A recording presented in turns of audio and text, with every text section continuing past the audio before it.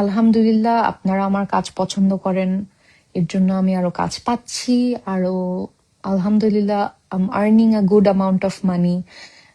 এইখান থেকে এই পুরো টাকাটা আসলে আমার নিজের না।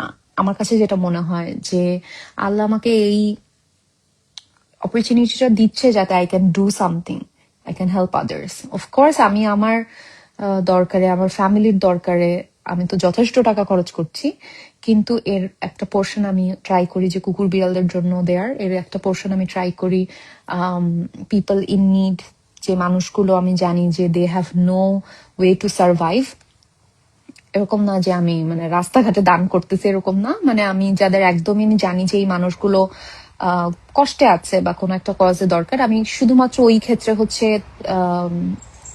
ওই জায়গায় হচ্ছে মানে টাকা ডোনেট করার ট্রাই করি যতটুকুই আমার সামর্থ্যে হয় বা পারি। বা কুকুর বিড়ালদের জন্য, ওদের ট্রিটমেন্টের জন্য যখন কোনো কুকুর বিড়াল দেখি আমি ট্রাই করি।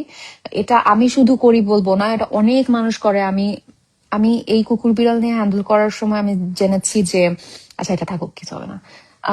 অনেক স্টুডেন্টস যারা হচ্ছে অনেক বেশি আর্নও করে না, তারাও কিন্তু অনেক ডোনেট করে। হ্যাঁ, যদিও ডোনেট করার আগে আপনারা একটু চেক করে নিয়েন যে ফেসবুকে অনেক সময় ভুয়া অনেক পোস্ট থাকে। আমি অনেকবার এরকম ভুয়া মানুষের কাছে টাকা ডোনেট করে আমি পরে দেখছি যে actually good cause they don't use it. আপনারা অবশ্যই দেখে নিবেন। বাট আমি দেখেছি যে এটা আসলে কে কত টাকা ইনকাম করছে ওইটার উপর ডিপেন্ড করে না। অনেক মানুষ আছে যারা they earn not that much, but they are doing a lot for animals. তো আমার কাছে এগুলো অলওয়েজ আমাকে ইন্সপায়ার করে। I love people like that.